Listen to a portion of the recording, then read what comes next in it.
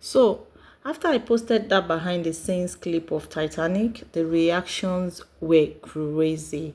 So, today, let's go deeper. I'm about to show you the emotional truth behind Titanic, the struggles, the pain, the sacrifices, and the stories Hollywood never told us.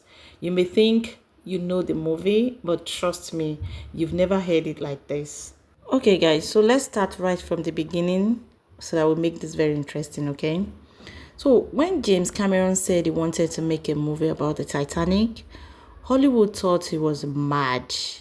The budget to them was too big, the technology wasn't ready. People said nobody would sit through a 3-hour film about a ship that everyone already knows sank. But Cameron was stubborn. In fact, he said the only way he would tell the story was if he first visited the real wreckage at the bottom of the ocean. And he did, guys, 33 times. Imagine going underwater for hours in a cramped submarine, freezing cold, just to capture emotions for a film. And that again, 33 times. That's how Titanic started. Not on set, but at the bottom of the Atlantic Ocean. Jack and Rose, Hollywood's most iconic couple, but guess what? They never existed. Cameron created them to tell a bigger story, the divide between wealth and poverty, and how love ignores status. But even though Jack and Rose weren't real, the movie was packed with real Titanic passengers. For example, the elderly couple lying on the bed as water rushed in, real people. Isidore and Ida Strauss, husband and wife who refused to separate at death. Again, the mother reading to her kids as they slept, real story from survivor accounts. And the violinist playing till the end, 100% true, 100% real. So, even if Jack and Rose were fictional, the emotions were very, very real. Now, talking about the action scenes, because this is where cast and crew almost lost their minds. The first one, the water scenes were real and freezing real. The actors were not acting. Kate Winslet said the water was so cold her lips turned blue naturally. No makeup needed. She said that was very real. And the second one, Kate nearly drowned. There is a scene where Rose is trapped under a metal grate and the safety release failed and she was stuck underwater. She escaped on her own. After the scene, she couldn't stop shaking, according to her. And the third one, Leonardo refused gloves. Leo kept removing his gloves because he said Jack wouldn't have, been able to afford them. His hands were numb most of the time. And then the fourth one, crew members were hospitalized for real. More than 50 people got hypothermia, bruises, cuts, and all of that. It was chaos. But Cameron refused to compromise realism. Hey beautiful people, it's your girl Esther here again. If you're a returning subscriber or viewer, thank you so much for always supporting this channel. I really do not take your support for granted and you know that. You guys rock my world. And if you're new here, a very big welcome to you to the family. This is Esther on Demand. Do not forget to like this video, subscribe to the channel if you haven't already, share this video with your friends, and drop your comments down below. What's your favorite scene in this movie? Who is your favorite actor in the movie? Do you want to watch the movie again? And all of that, because we're just getting started to the emotional part of this Titanic gist, okay? Let's step out of the Hollywood for a moment and talk about the real Titanic. Firstly, we're going to talk about the unsinkable Molly Brown.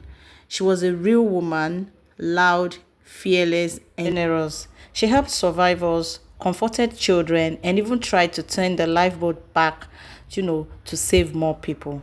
Margaret Molly Brown was an American socialite, a philanthropist, and activist who became a legend after surviving the Titanic disaster in 1912. Born in 1867 to Irish immigrant parents in Missouri, she grew up poor but determined to build a better life.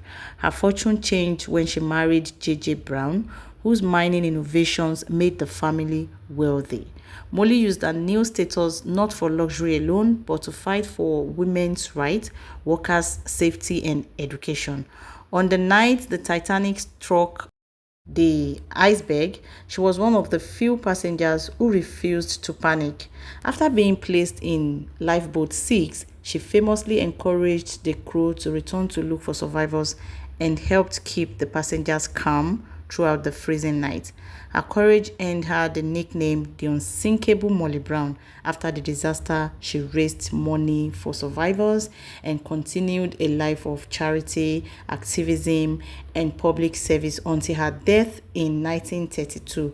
Today, she is remembered as a symbol of bravery, compassion, and unstoppable spirit. Next is the millionaire who gave up his seat. Benjamin Guggenheim removed his life jacket, wore his finest tuxedo, and said, "We're dressed in our best and prepared to go down like gentlemen." Benjamin Guggenheim was an American businessman and member of the famous Guggenheim family, born in 1865 into immense wealth.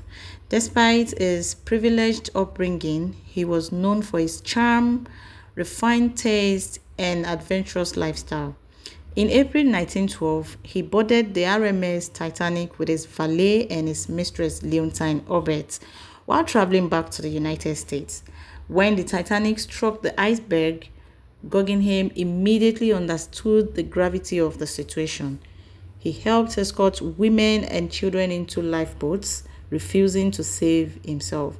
After ensuring their safety, he and his valet famously changed into evening clothes, saying, "We've dressed up in our best and are prepared to go down like gentlemen."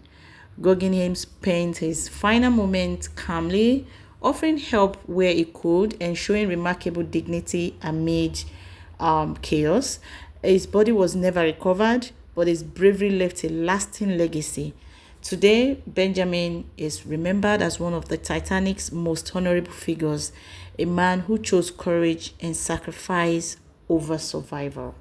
And the next are the shipworkers. Most died trying to keep the power running so passengers could see as they escaped.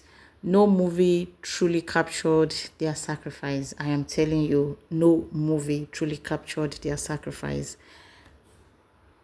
And the fourth is the third class passengers. The heartbreak is worse when you learn that most gates were locked. Many families never even had a chance. This is where you slow your voice, add emotional weight, and let the sadness settle. Now to the argument of the century. There was space on the door, but Cameron himself finally answered it. Jack had to die, not because of space, but because the story was originally written as a tragedy. The door wasn't a life raft. It could only support one person without sinking. Even the Mythbusters test proved the door wouldn't float with both of them in icy water. So, no matter how much we cry, Jack's destiny was sealed. Now, let's talk about the behind the scenes moments that are too cute. Let's lighten the mood a bit. Let's mention one. Leo and Kate were best friends on set. Zero romance, just mischief. Kate flashed Leo on their first meeting to break the ice before the drawing scenes.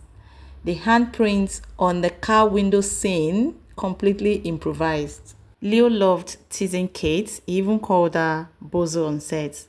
The cast used to, play pranks on each other during breaks. Titanic didn't just win 11 Oscars, it changed the entire film industry. Before Titanic, studios were scared of big budgets. After it, they started taking risks. Leo became a global superstar, Kate became every director's favorite, and Cameron became the king of blockbuster filmmaking. Before I wrap up, let's settle one question people keep asking. Did Leonardo DiCaprio and Kate Winslet ever date after Titanic? The answer is no. They never dated, not once.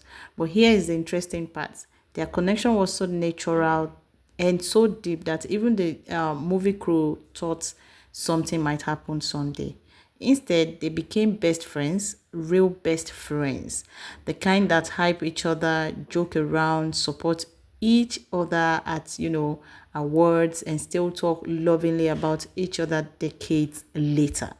Kate even said Leo is one of the most important people in her life, and Leo said working with her felt effortless. So no romantic relationship, but a long or lifelong bond that is, honestly even more beautiful than a movie love story.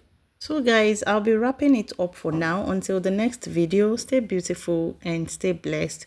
This is Esther of the Esther on Demand. If you have not subscribed to this channel yet, please, this is the time for you to hit the subscribe button, like this video, share with your friends as well, and put on your notification bell so that each time I drop my videos here, YouTube will notify you and you won't miss out on any of the gist happening on Esther on Demand. Thank you for staying with me till the end, guys. Stay beautiful.